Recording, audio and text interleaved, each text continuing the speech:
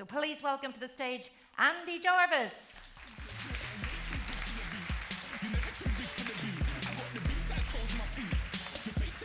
Right, I'm going to tell you why your gut stinks today, but I'm going to talk, first of all, about handbags.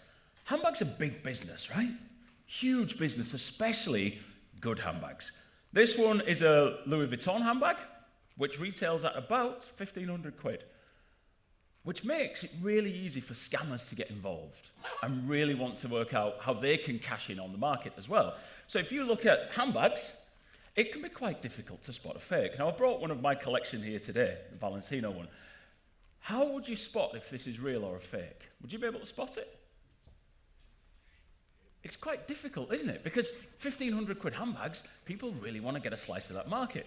So scientists, proper scientists, had a look at this, tried to work out how people can spot fake handbags. So they got a group of people and they split them into two. So one group, they said, we'll give you this handbag, or a range of handbags, and a checklist. And we want you to go down the checklist, don't worry about what you think, just go down the checklist and look and see if you can spot a fake. And the other group, they just gave them the handbags and said, just use your instinct, use your gut, and then decide what you think is going to be a real and what's going to be a fake. And this showed them a lot of handbags as well. But they asked one other question before they let them loose on the handbags to decide if they were fakes. They said, do you own luxury handbags? Have you ever worked in luxury handbags? And they just took a note of the answer. And this is what the results showed. So for the group who had the checklist, almost everyone, regardless of what they knew about handbags, got the same score. Out of all the handbags that they saw, they got about the same number right. Didn't matter whether you knew handbags or didn't know handbags, the checklist meant that you got about the same amount right. But if you used your guts, you got like a bell curve distribution. You got some people at one end who were absolutely terrible and got everything wrong. You got a bunch in the middle who were kind of okay and got some right, some wrong. Then you got to maybe a line, which was where the group who used the checklist were. And then right at the other side of that, you had a bunch of people who were 20% better than anyone else. That group of people were 20% better at spotting fakes. And do you know who they were? They were the people using their gut who worked or knew or owned luxury handbags. So why am I telling you this? Well, is it... Oh, hold on. There you go. Go back to that one. Does it prove that you can use a checklist and get everything? You can have flat and you can be kind of okay at everything? Or should you use your gut? If you use your gut instincts, you might end up being a lot better, but there's a good chance you could end up being a lot worse. So which should you use? The checklist approach, or should you use your gut feel? Let's dig into it and let's talk about it. Can you train? I've already spoiled that slide. Sorry. Can you train your gut to be better so you know what's coming, so you can improve your results and get into that 20%? Let's have a look at it. My name is Andi Jarvis. I run a company called XMO Marketing. Companies like this launch products into new markets, but you don't care about that. I have a podcast that I don't talk about a huge amount and interview people from around the world who talk about marketing. I learn a lot from them. Hopefully you do too. And I might use some examples from this in the presentation today.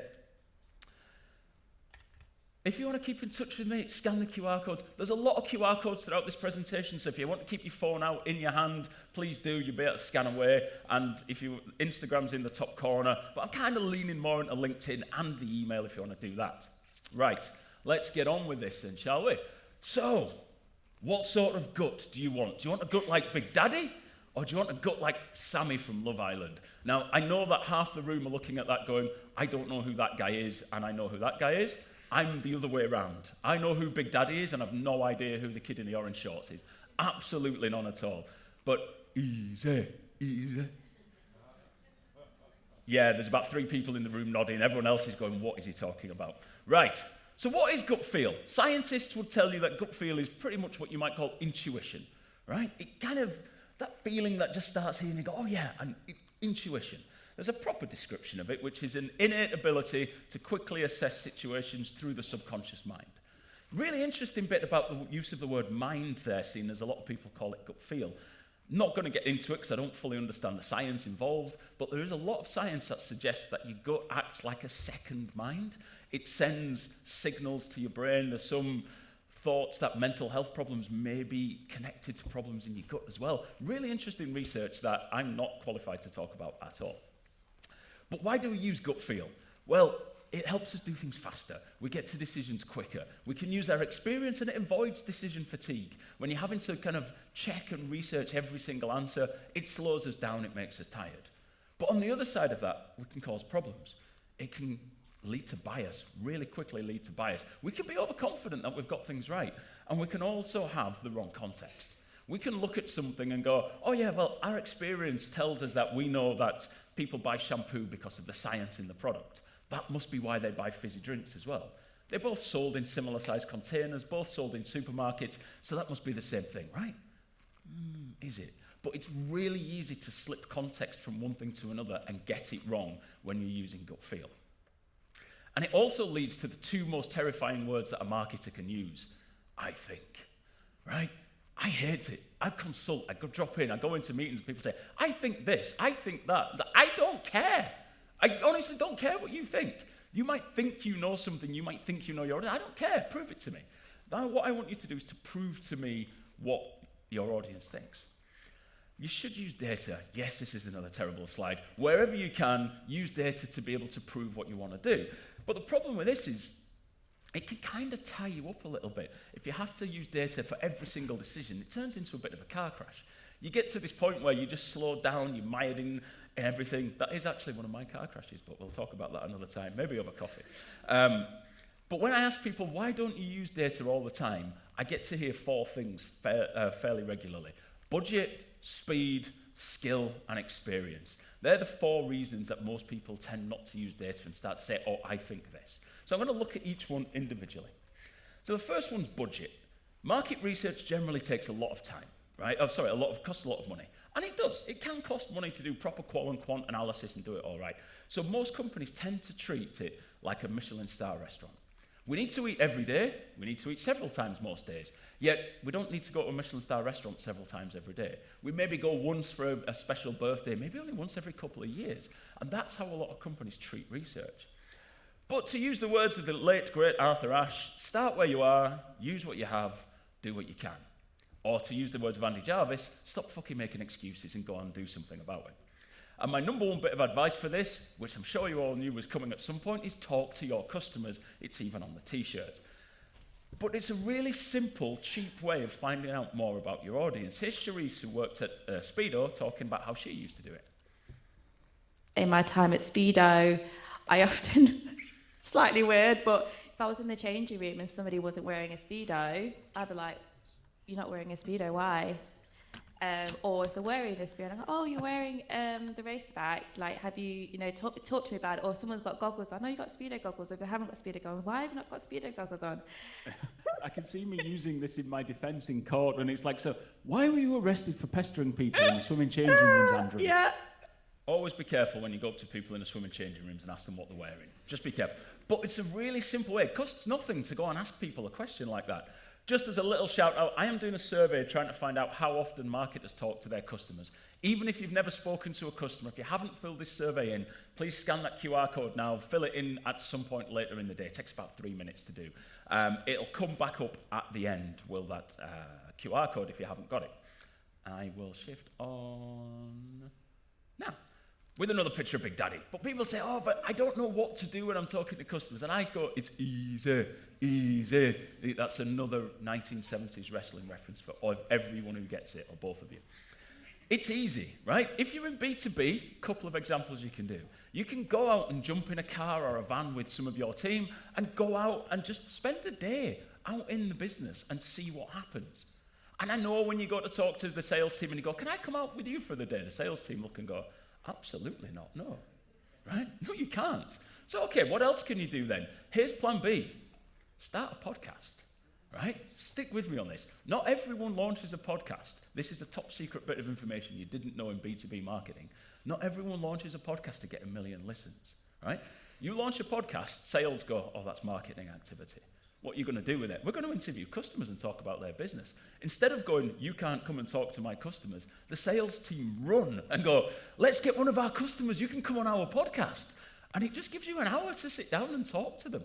You can ask them all the questions you want. Yes, put it out as a podcast. 10 people might listen. That's not why you're doing it, right? It's a great way to get people in front of you. If you're in B2C, customer complaints. Does anyone ever complain about your product? Do you know who in your organization loves dealing with complaints from customers? Absolutely no one. So you be that person. Every time a complaint comes in, send them an email and go, any chance we could talk about this? And your customers, speak to them. You'll have a conversation. They'll tell you what's going on. Go and spend a day in store. This is Surab. I taught him at John Moores University a couple of years ago. He's a technical SEO guy. If you've met technical SEO guys, they love nothing more than sitting in a dark room talking to nobody the whole day. That's just how they roll. He started at the works and they said, you're going to have to go and spend a day in store. Look how happy he is from spending a day in store. He absolutely loved it, right? Get out there and do it. Even as a fallback, if you can't get out, I know some companies find it really hard if you're online only. The very worst case scenario, bottom of my list, would be do something like a TikTok live. If there's no other way to get a face-to-face conversation. I love what Be Perfect do. I don't understand any of it, but I love it, right? I am not the target market, and that is perfectly fine for me. But I love what they do. If you watch their TikTok lives, people go, oh my God, I love that product. Can you show me how to use it? Okay, people don't know how to use this product. What's the difference between product A and product B? Okay, that's a question people might want answering. They ask you, people tell you what they want. If you're not sure what to do, just ask. And yes, that is supposed to be tiny to make you lean in and read it, right? Just ask customers, and damn, they'll tell you. So you don't have to worry about budget, just get off your backside and do it. But what about speed? Market research takes time, and we're all busy, right? That's another terrible slide. We're all busy marketers, sat in our busy jobs doing busy things. We don't have time to get out and go and spend a day out in talking to people and a day with the sales team and a day doing this and that. We're just busy. But how much time do you spend doing this sort of thing? You know, all this stuff's important, right? Agonizing over ads and doing health and safety training and stuff, but really, is it what your job is? If you're in marketing, your job, there's a big clue there, right? The clue's right there hiding in the name. The market is the most important thing in your job. That's it, bar nothing, the market. The customers who are buying our products are the most important thing. So if you can't make time to talk to your customers because it takes too long, I think you've got your priorities wrong. This is Philip from the podcast talking about a B2B thing that he did. I worked with a brand last year. Really lovely, smart people, but they literally been around for a decade and haven't talked to customers. And when I said, no, we should talk to customers, I understood that you bought this Mintel research. It's great. All your competitors can buy that too. Have you talked to your heavy buyers? Have you tried to reach out to the people who don't actually want to buy from you? Go talk to them, understand why. So we set up town halls. So we literally set up Zoom calls to meet the CEO and speak with me. It was fantastic. And after the very first group call on Zoom, where he got to kind of introduce himself and explain why he started the company and why he cares, and I got to go do a little bit of qual conversations and pull some things out of people. At the very end of that, the CEO said, we learned more about our customers in the last hour than we have in the last 3 years. And an hour Zoom call. The end of that interview, which he talks about later on, they did 4, and they pivoted the company on the back of that, plus some other stuff. 4 hours of Zoom calls. Let's say it took them a day to plan it. Let's say it took them a day to write it up and sort it all out afterwards. Even if it took them a week. What insight are you getting there that you're not getting if you just sat on your chair not doing anything else? I'll move on from that. The other one was, number 3 was skill. Right? You've got to have the skill to be able to look and interpret it. And interpreting data is not as easy as you might think. And I'll give you an example from Johnny Walker to prove that it's not as easy as you might think. Johnny Walker had some data, like lots of people in the whiskey sector have, which shows that men drink more whiskey than women by a massive amount. So Johnny Walker's answer, having looked at that and interpreting the data, was, and I'm not kidding, I wish I was, they launched Jane Walker by Johnny Walker. They changed the logo ever so slightly and called it Jane Walker. And they did this because they were proud to introduce Jane Walker as a symbol of our brand's commitment to progress. They were so proud of it, they pulled it after about 6 months. Because this is not what the suffragettes threw themselves under the king's horse for. It was not a bottle of whiskey called Jane Walker. Right? Yes, this is how it made me feel. Now, I worked with Ardbeg, and we saw something similar in that research as well. I didn't do the research, somebody else gave it to me. After about 10 years of growth of female drinkers in the whiskey sector, it's still about 65-35. Right? Male-female. Huge disparity. And if you go into single malt, it's even more. But you dig into the reasons why. 2 main reasons come up. One is the flavor profile. Whiskey has what's called a challenging flavor profile. Another way to describe that is it's absolutely stinking, right? And I say that as a whiskey fan, But some whiskies are rank. A lot of whiskies are rank. It's a challenge. You're like, oh, am I supposed to be enjoying this? Right? So a lot of distillers have now started releasing sweeter expressions, as they call it, which appeal to younger and more female palates from testing, and it's helped with sales. The other thing is you go into a pub around town today and buy a whiskey, and you meet this guy, right, or a version of this guy. Whiskey is the only drink in the history of the world that when you order it and when you go to drink it, what happens? People tell you you're doing it wrong. Right? It doesn't happen with any other drink. You order a whiskey and you go, can I have a little bit of lemonade in that? Someone at the other side of the bar is going, oh my God, not lemonade in whiskey, don't do it. Can you put a lump of ice in there? You're not putting ice in that, are you? Where else does that happen? So if you're new to whiskey, you go into a bar and you say, can I have that with a bit of Coke and a bit of ice? And someone shouts at you across the bar, what do you order next time? I'll have a gin and tonic, please. Right? They were the two reasons that came up. So you look into the data a bit more, use your skill, you start to find out that actually these are the reasons, not just you want Jane on a bottle. Where's my High Rocks fans? Where are you? High Rocks people? They're telling me there is no one who does High Rocks in this room. Somebody does High Rocks in this room. I can see you all looking down. You, sir, you're looking at the floor. Here's High Rocks. No? Is there absolutely no one who does High Rocks in this room? There you go. Look at you. It's not me. It's her. It's her. She does it. Hybrid rock star. There you are. Well, anyway, look, for those of you who are pretending you don't do High Rocks, it's lovely that they've given a brand to being a shit runner and a terrible lifter. But when you start High Rocks, you get a time. And how do you get your time better? The one person in there who's been outed. How do you get a better time from the first High Rocks to your 10th? You train, right. You train. You want to get better at something, you train at it. So why are we the only industry ever where people think that training in the industry makes you shit? Oh, I can't do marketing training. What would I do that for? What are they going to teach you? We're the only industry on the planet who thinks that getting proper training makes you worse at your job. I love the Ritz and Mini MBA. I'm not on commission. Lots of other courses. Please try and get training in this. It will help you stop making stupid mistakes like Johnny Walker. The last one is experience, right? So if you think about it, you've got the training, you've spent the time talking to your customers, you've found a way to do it, then nothing's going to go wrong. You can just use your experience and it stops you making mistakes, right? Everything becomes great, you just use your gut feel. You know me better than that. So, another story from another client. Hold on, that slide's wrong. Sorry. I love sexist marketing stories that are easily debunked with data. These are my favourites. I worked in the car sector with a company, and these are things that were said to me by people with 15 to 20 years experience of the car sector. Women don't buy new cars. Okay. Women let their other halves sort out car stuff. We should talk more about colour than MPG if we want to get women to buy cars from us. So that's the last one. You can come out from behind your chairs now. I'm like, right. These were people who knew that sector. These were people who knew the industry better than I did. It took me approximately 12 seconds to find that chart online, which comes from the industry trade body, which shows male, female, who buys new cars. Right? Doesn't matter which side's male, which side's female if you can't see the tiny legend at the bottom. It doesn't matter because it's exactly the same, or near enough anyway. Now that's their data. The blue line is male, the orange line is female. So what they actually meant was, women don't buy new cars from us. But that's not the same as women don't buy new cars. And this is the problem with just using experience and using your gut. You quite quickly move into bias and overconfidence that you're right. And it's really hard to pick up on. Because some of the people who were telling me this were their sales team. And guess what happened when we looked at the sales data? Their female sales reps sold 50-50, roughly, male-female cars. Guess what their male sales reps did? Not do that. They did 70-30-ish. One of them was about 90-10. So was this a marketing problem or was this a bell ends working in sales problem? I think we know where the problem was. So you can't just use experience and hope that, oh, well, I've done 10, 15 years of it. We don't have time-served apprenticeships anymore. And it becomes harder in marketing as well because when you work in marketing, unfortunately, the bad news for you is you weird, right? Marketers are generally a little bit weird when it comes to the rest of society. If you look in marketing agencies, about 84% of people in marketing agencies are under 40.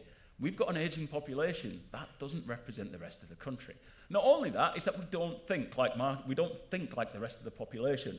Yellow line on this is marketers, the black line's the rest of the world. We think differently to everyone else. But then if you ask marketers to guess how everybody else thinks, we also can't even guess how the rest of the world thinks either. We get that wrong.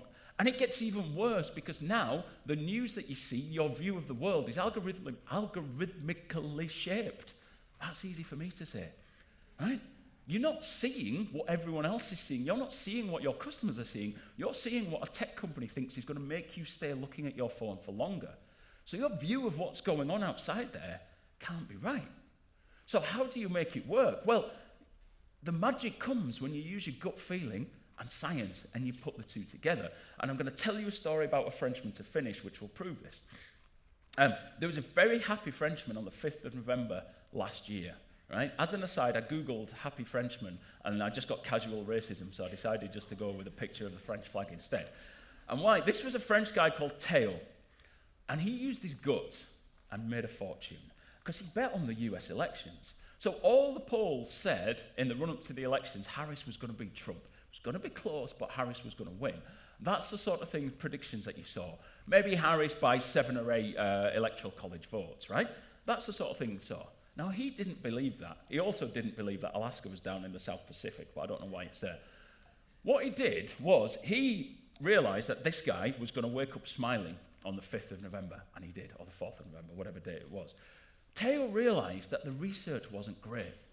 People were being asked, are you going to vote for Trump? And they were saying no, because they knew that wasn't a socially desirable answer. I mean, think about that for a second. You're going to vote for someone who you won't even admit to. Doesn't matter, that's not what we're talking about. But he realized that this might be a problem. So he asked what was called the neighbor question, right? That's not, who are you going to vote for? His question was, who do you think your neighbor's going to vote for? And when he asked the question that way, because his gut told him there was something wrong about the Trump data, he realized that Trump was going to win by a landslide. He predicted that Trump was going to win not only the electoral college vote, he'd win the popular vote, and he predicted which states he was going to win as well. So he bet on it. And the happy Frenchman made $49 million betting on the result of the US because he put his gut together and got some science to make it better. So if you want to train your gut to go from Big Daddy and to become more Sammy, you've got to learn to trust it when you've got the evidence to trust it. It's really difficult to do, but you've got to get away from just going, I think, and just using gut feel all the time. My name's Andi Jarvis. I think we've got time for questions because I've overrun a little bit. There's my social media details, and in a second, I'll be putting up the survey. So if you missed the survey slide, that's coming back up now. Thank you very much. Andy, you are a ledge. That was amazing. I was scribbling away all of that, and I'm so glad you had the same references. I feel very old in this room. I think it was you and Big Peter Daddy. Craven who said yes to Is it Big Peter Daddy. Everyone Craven? else was looking What around. about giant haystacks? It was sort of like sumo meets gladiators, wasn't it? Absolutely, yeah. And lots of belly bashing. So yeah, it was great TV. Okay, some questions. We haven't got the Slido up and running just yet, but we have a roving mic. Please don't be shy. Andy is here if you want to drill a little deeper into gut with a little bit of science. Hands up. No? Yes, Peter Craven. We'll get a microphone I'll to model you. my handbag while I'm here. Is it about Big Daddy? No, it's not. It's not really about Big Daddy. No, but what do you do whenever? I mean, I think most of us have been in a situation where we get accused of using the gut too much, and we don't have the data, and then we go find the data, and we present it to the CEO or the MD, and he doesn't like the data, so decides that no, that data must be rubbish. And at the end of the day, you're trying to sell me advertising, so of course that's what you're going to say. Good question. It's really tough, right? And there is maybe a second point to that as well, that sometimes when we have a gut instinct, we go and look for the data to support what we already think as opposed to help. That is another problem, but that bit got cut from the presentation for time reasons. However, often the thing I think that gets missed there, sorry, I'm losing a strap, is being able to tie it back to what the business strategy is. So often you find you're going, oh, well, we want to do this thing because it'll help us do that. And when you're talking to the CEO, they're not thinking of this, they're thinking of what that is. So if you can try and tie what you're doing back to one of the 3, 4, 5 pillars of what the business strategy is, it becomes much harder to say, oh, I don't like it. You're still going to run into opinions, and unfortunately, the higher paid the person is, the more their opinion carries weight. That's another problem for another day, I think. Great question, and actually feeds in very well to our next 2 presenters. But another final question for Andy? All happy? No one's There asked. you go. It's, Absolutely this is- crystal clear. Before you went to Yes, the is it question I real? thought someone was going to ask is it real? No, it's Trina's and it's absolutely a fake. Well, So, it suits you. It suits you. one of the yeah. cheaper ones as well. It's not even a good one. I'd like to see you ordering your whiskey with that. at the Absolutely. bar Yeah, oh, now. yeah. We'll see. So, Andy Jarvis, everybody. Thank you very much. The amazing Andy Jarvis. Always enjoy the Andy.